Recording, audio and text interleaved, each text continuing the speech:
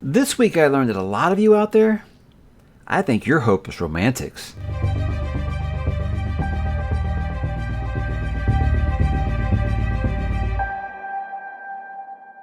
Hey, what's up, bookworms? Mike back with another weekly update. It's the first week of June, guys. We're almost halfway through 2022 already.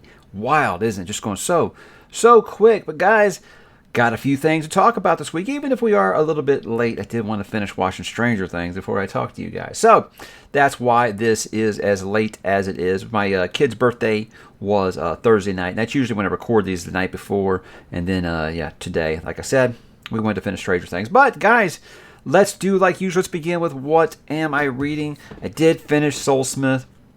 Kind of adding on to what I said last week. I wouldn't say I'm having a bad time, but I'm definitely not saying I'm having a good time. If you guys watched the monthly wrap-up, I went into it a little bit more.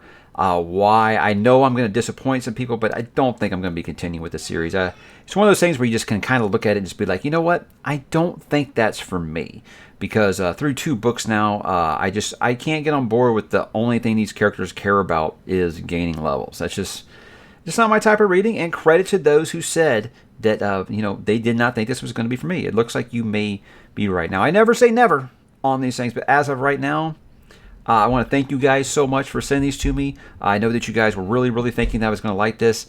It's just not working for me. So as of right now, I don't know if I shall be continuing or not. Right there, that's the problem of recording with the kids at home. But also, guys, I did finish book 1 of the Shattered Sea trilogy by Joe Abercrombie. This is Half a King. And guys, I gotta say, I enjoyed this quite a bit. I was actually surprised. I kind of just went into it just thinking that, look, it's Joe, so I knew I was going to find some things to like about it, but I thought I was just going to feel like, this would have been really cool if I'd read this at 15. I don't feel like that at all. Guys, I feel like this is, say, the First Law was on, like, AMC or something like that instead of, like, HBO. I feel like that's kind of what it is. It does have that same kind of feel. I still very much feel Joe Abercrombie's kind of fingerprints all over it. These characters do feel, obviously, morally ambiguous, for sure, because they do a lot of questionable acts in these. Dialogue's just as good.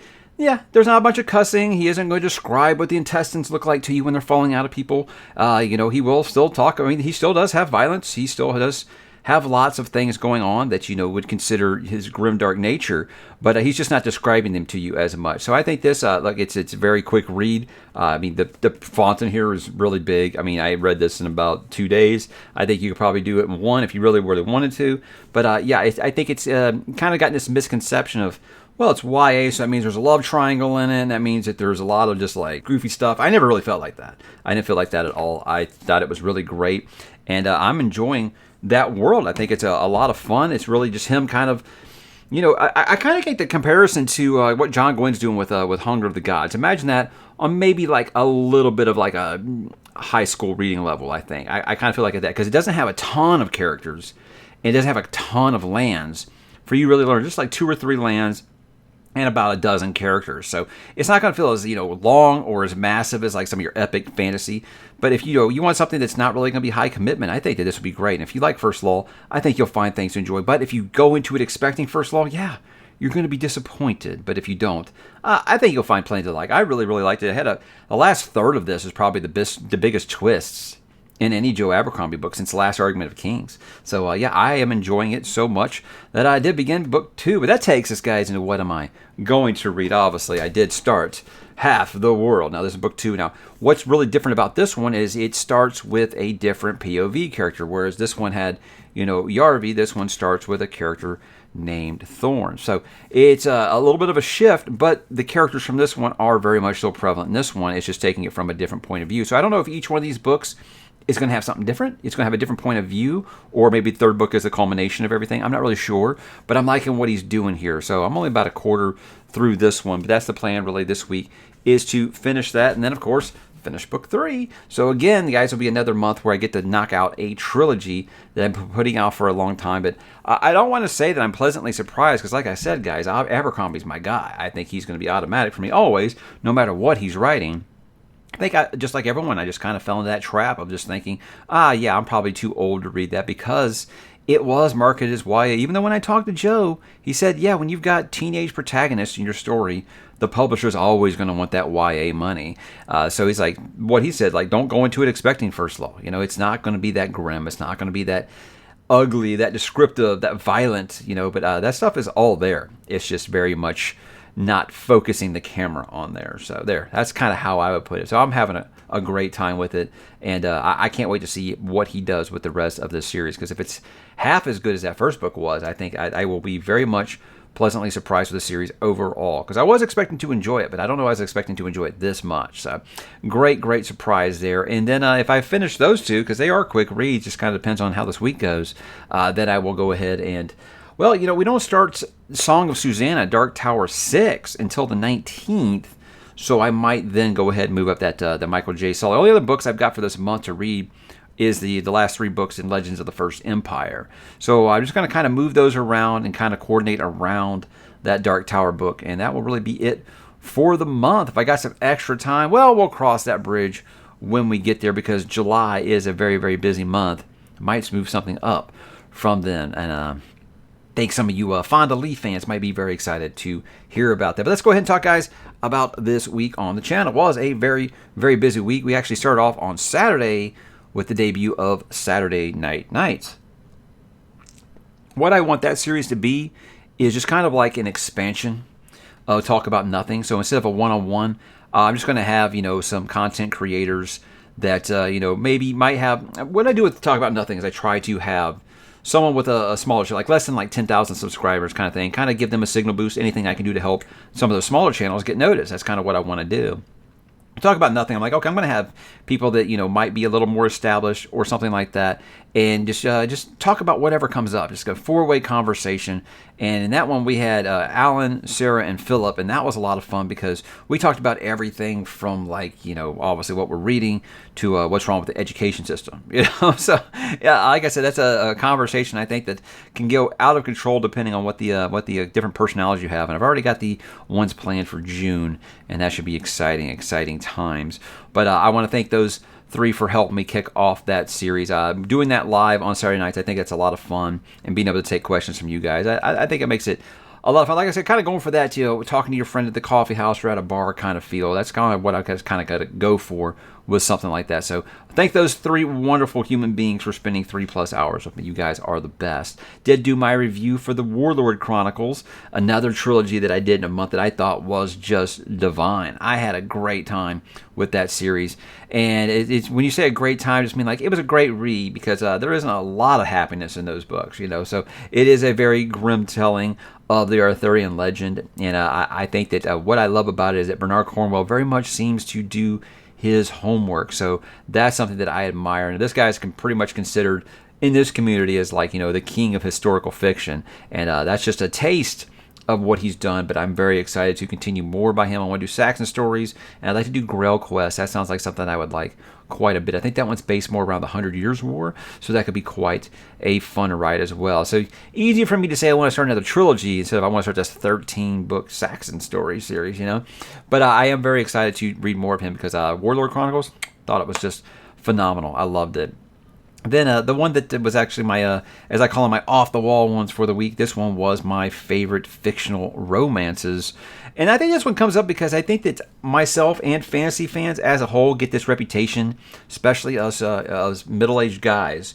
We get this reputation as people who don't like romance in our books. And for myself, I can't speak for others, but for myself, I'm saying, no, I just hate forced romance. I need my romances to feel earned. And I talked about 15 there that I felt like, when they happened, I felt like they were really earned. You know, it wasn't a lot of love triangles, that stuff that I can't stand. It wasn't insta-love. It was very much, I thought, well-developed, or if it was kind of rushed, it kind of felt earned in the way that it was done. So that was the 15 that I talked about. And like I said, reading some of those comments, some of you guys are hopeless romantics, and I dig that about you. I think that's a great thing. And I wrapped up, obviously, the month of May, which did turn out to be the biggest month for the channel since January. So I think I was signal boosted quite a bit with, you know, my update to my top 10 fantasy series of all time. I think that video is at like 50,000 views now. So obviously that brought a lot of new eyes to the channel. So that's always going to help with growth and watch time and all those kinds of things. So it was an exciting month. My book of the month came down to the wire. That was right before I pressed record. I made a decision on that one. And yeah, I think that anybody who has read that book that I did end up picking, you got to watch the video. Sorry. I think that you will see why it was, it actually ended up winning that battle, because it's a book I thought was just really, really special. But I love doing the wrap up because it gives you a chance to look back at everything you did during the month, and just see what was most popular with you guys, what might not have worked out, and always just kind of gauging the growth of the channel. That's always a fun thing for me to do as someone who works in data. It's a lot of fun. But let's go ahead and talk about what we're going to do for next week, you guys. Pollen is just murdering me this year. I'm sure you can hear it. I will go ahead and do my Into the Multiverse a little early this month. That's going to be for Wolves of the Kala, Dark Tower 5, because I want to get each one of those out before we start the next Dark Tower book, because I don't want to start letting them bleed together, my opinions. I don't want that to affect anything, because yes, I do remember these pretty well, but you got to understand, guys, I was like 25 when I finished reading this series, so lots of things are almost kind of new. Like with Wolves of the Kala, I felt like, there was a lot that I remember. There was some things I was like, I don't remember that at all. Like actually some of the more meta things about the series, I didn't remember them happening until the next book. So it's quite a new experience on a reread. There are lots of things that you see before. But I am a little anxious now because 6 was the one that took me from this series is my religion to I don't even care about book 7. So I'll be interested to see how I feel, reading it at this age, knowing what is coming, and obviously not having to wait, a long time. Actually, it wasn't the wait with book. A lot of people ask me, I don't know how I feel about having to wait. Didn't have to wait long for book 6. It was only like 6 months after Wolves of the Kala, and then Dark Tower, book 7, came out like 6 weeks later. And I actually got that early as part of his reading club. His book club. I actually got to get that one a little early, and I was so upset I let it sit there for a month. But, it's going to be a new experience this time, and, judging by the people on the server, they're not upset with where it's going at all. So again, don't let me be a wet blanket on those things. I want you to go into that always and make up your own mind. I will go ahead and do my book haul this week because there are a lot of things in the pipe that I can't do right yet. It kind of depends on guests and things like that. So I'm going to kind of move that one up a week or so and, clear the decks before we get into all that stuff. But book haul, it's going to be a little smaller this month. I didn't really treat myself as much, and I did not get as much book mail this month. And honestly, I got to say thank you guys, because I got this big stack of books over here. But again, these are good problems to have, right? I'm definitely not complaining. And then I have been slowly kind of working through this, guys. I think I already told you that. In anticipation for House of the Dragon, we're going to be reading... it's a reread for me, but it'll be a first time for others, is Fire and Blood, the book that the new House of the Dragon TV series is going to be based off of. So we'll be rereading that in July. And the more I'm reading this, the more I'm actually, and this might be a disappointment to some people, it might end up being a disappointment to me in the end, but I'm actually getting more and more excited about House of the Dragons. I think it's got a chance to actually be really good. And I think I want to make a video talking about why I think House of the Dragon is actually going to be pretty good. I know that people have nothing but negative opinions on that right now because of how Game of Thrones ended, but I feel like new showrunner, and obviously you've got all your source material in place there, and you got George himself involved. I think that it's got a good shot, and I'm going to kind of talk about why I think it is actually going to be pretty good, and maybe an announcement for the channel or so, something like that. Some plans that I got for when House of the Dragon comes out. But that's all I got for books for this week, guys. But I do got some TV and movie talk things to talk about. And I think that I've got to start by... Let's start with talking about Obi-Wan. I haven't watched part 3 yet. I probably watched part 1 and 2. And I'm kind of mixed on it. I know that everybody thinks I'm just automatically going to hate these things. Not the case at all, dude. I love Mandalorian. I liked a lot of Boba Fett. Just didn't stick the landing for me at the end. With this one, look, Ewan McGregor's always going to be great as this character. I was one of the few who said, we don't need this story because we already got, our Obi-Wan backstory in 3 movies. So I didn't feel like we needed this. I felt like it was going to retcon a lot of things with the lore, and it looks like that's what they're doing. So it's hard for me to really accept that, that Disney just doesn't seem to respect anything whatsoever in the established canon of this series. But again, that's a gripe for another time. As far as the show itself, I think the Inquisitors are lousy. I think they're just lousy villains. I think they're probably. I mean, I thought this when I watched Rebels. I thought the Inquisitors were lousy. I feel like they're the worst villains on Obi-Wan. That is the worst villain since like the Ewok movies. I'm not even kidding. I think that they are just Disney just cannot write villains, guys. It has nothing to do with anything outside of me thinking that the writing is really, really bad. You shout a lot, you don't listen to chain of command, you don't follow orders, and then you get no repercussions for it whatsoever. Just like I said with Poppy War, that's something that drives me crazy. I cannot stand that. Too much Star Trek, too much military movies in my life.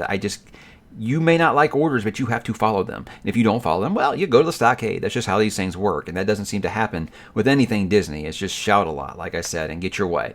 And that's just not good villains for me. Now, I haven't watched episode 3, or part 3. I don't want to call them episode because then they start getting confused. You talking about Revenge of the Sith? No, I haven't watched episode number 3 of the Obi-Wan series, so I can't comment on that. But as far as everything else goes, I wish we got more Uncle Owen because I think Joel Edgerton's great.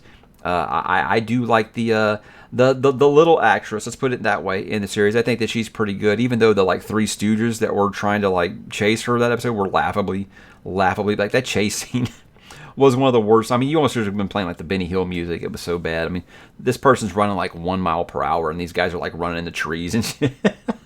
So it's got your little gripes and things like that. But I mean, again, it's great to see Obi-Wan again. I mean, he's a legacy character for a reason, and hopefully they aren't going to do this one wrong. So I'll keep watching. Now, I did finish Stranger Things 4 right before I started recording this. We only got to watch like 3 episodes this week, but then we watched like the last 4 this morning and this afternoon because, as you know, they were quite long. By the way, I don't understand the complaining about the length of those episodes. Guys, this is streaming, right? You're not at the movie theater. You can stop anytime you want. That's a great thing about streaming. You can just stop and pick up later. But anyway, to me, it was phenomenal, guys. I love this. But look, I haven't had all the problems with Stranger Things after season 1 that everybody else has. Everybody's like, oh, it wasn't good after season 1. Was it as good as season 1? No, of course not. Season 1 was just one of the best seasons of television I've ever seen. I thought 2 was good. I thought 3 was really good. I think season 4 has been the best since season 1, though. I really, really enjoyed it. It's going to kind of depend on you, though, because it does that thing that some people don't like. They don't like the cast has gotten so big, they've had to give them separate branching storylines now. So you have actually 4 different plots going on this season because you've had to split the characters up into 4 different bits. And I actually like that a lot. It's going to make the culmination so much sweeter when it happens. But also, you don't have characters just kind of standing around in the background doing nothing. I like it this way. And I even like the new characters that they brought on this season. I think Eddie is just awesome. Reminds me of someone I knew in high school. But yeah, great time this year, guys. I loved it. I really, really enjoy how much they have amped up the horror. I think they listened to a lot of the criticism, people being like, it hasn't been scary, though, since the first season. It had some parts that had my wife afraid to go up the steps by herself last night. So, yeah, there are some really scary things in there. I think really obviously going to depend on you. But I think that it really just has like the perfect mix of like Hellraiser and H.P. Lovecraft this season. It's really good, guys. I loved it. There are some touching scenes in it. There is one, I think, in episode 4 that really will have you fighting them off or letting them flow, depending on how things go for you. But this show handles characters so good, guys. I can't remember the last show. Maybe it was Song of Ice and Fire. I mean, well, obviously, Game of Thrones kind of cheats because I was already attached to those characters from the books, and I was also kind of desensitized knowing what was going to happen to those characters. With this, I think it's the most I've been connected to every character on a show in a long, long time. So, yeah, they're coming back in July for 2 episodes, which are going to be like 4 hours in length, though. So basically, it's the second half of the season. And the rumor is that they are going to kill off a main character, and I will not be okay. Because, yeah, there are 2 this season that I thought were going, and it didn't happen. But I was ready for it. I was trying to accept that it was going to happen. So it shows me that the finale of this season on July 1st is going to be pretty rough. But, guys, this season was great. If you gave up on the show, I implore you to try to give it another chance because I think it is just great this year. So many great moments. Everyone has kind of their moment to shine this season. And, yeah, it was absolutely worth the wait for me. But before I go, guys, I got to talk about let's add a new annal to the chronicle of how Mike is a bad parent, about what I watched with my kid this week, my 10-year-old. My wife and I watched Jackass Forever a few weeks back. And you know what? My kid was like, come downstairs. I was going to pause. I was like, you know what? He's old enough now. If he wants to watch these boys do really, really bad things, he can watch. And when he giggled the whole time. So I hadn't really talked about it since then. But we were flipping through Netflix tonight, and he saw Jackass, the movie. The first one, the original one from way back in 2002 or so. He saw that. It was like, hey, can we watch it? And we did, and we laughed our asses off. And so then we watched Jackass #2. So he's pretty much obsessed with this show now. So we're watching all those and the .5 movies. And what can I say about it, guys? It's not anything amazing. I mean, watching these guys just beat the crap out of each other and pull pranks and stuff that's just really inappropriate. But it kind of just flashed back to when I was watching this show, just laughing at it with my kids and stuff. It's a lot of fun. Yeah, sure, it's horribly inappropriate for that age. So I say, a caution, depending on how your kid is. Thankfully, my kid is like, why would they do that? And I'm like, it's great. I'm glad you're asking me that, not saying, hey, me and my friend down the street are going to try this. But it's a lot of fun to kind of watch and just be 12 again watching this stuff. But I'll always have nostalgia for it. I watched all of them in the theater when they came out, except this most recent one because I don't really do the theaters that much anymore. But yeah, it's just something that's always been a lot of fun to me. Ever since back in the CKY days, I've been kind of following these guys. So a lot of fun to kind of reminisce down a nostalgia lane there. It's a great time. And as always, this stuff is just fun to share with your kids, guys, even when it is something as just juvenile delinquent as Jackass. But guys, that was my week. What is your week like? Why don't you go ahead and drop in the comments. Let me know what you're watching, what you're listening to, what you're playing. All of the above. I always like to hear what you're reading. This is a reading channel in the end. So why don't you drop down there and let me know what is happening with you and have yourselves an awesome weekend.